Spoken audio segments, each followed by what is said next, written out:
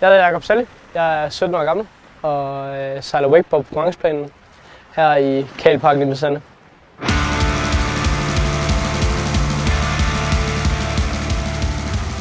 Jeg startede som wakeboard på 10-årig, men i 2006 på det tidspunkt der var jeg 9, så der var jeg ikke meget større end sådan her. Siden da har jeg haft nogle folk, der har skubbet mig rimelig meget.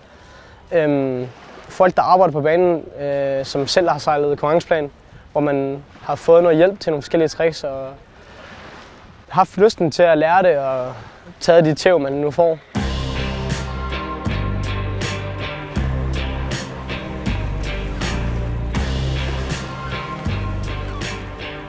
Kagelparken her i Hvide Sande, det er den ældste kagelpark, der er i Danmark. Det er et full-size kabel på 5 master, og det er mellem 700 og 800 meter lang. Banen starter herovre bagved med vores stok. Så har vi en masse, vi har 2 kickers, så har vi et whale, en wat, et rooftop og en keel.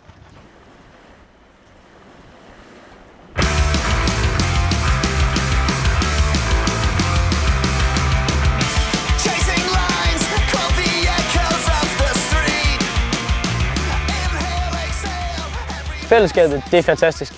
Det er ikke kun, hvis man er fra Hvide Sande eller man er bosat her. Det er også, hvis man kommer fra Aarhus eller Herning, at man kan få et sammenhold herude. Lige meget hvor man kommer fra og hvordan man ser ud, så kan man blive en del af det. Det er jo fantastisk, at man kan se, at der er så mange forskellige mennesker. Både turister og sportsmænd, der kommer langvejs fra for at prøve det her sted.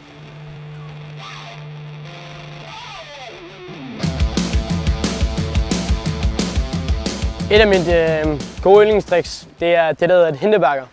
Jeg vil trække på ydersiden af bøjen, så vil jeg skære alt, hvad jeg kan ud her, så jeg lander sådan 3-4 meter før de gule bøjer her. Man kommer op og hænge på maven og roterer en hel skrue rundt om venstre skulder. Det er det bedste følelse, man kan få så meget ryg på og flyve rigtig højt og få en masse fart på. Det er det, jeg synes, der er fantastisk ved wakeboard.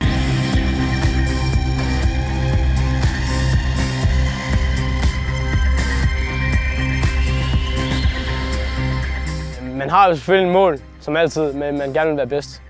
Nu har jeg vundet en enkelt år i junior. Min drøm er selvfølgelig at vinde Open Men's, hvor de rigtig hårde drenge sejler.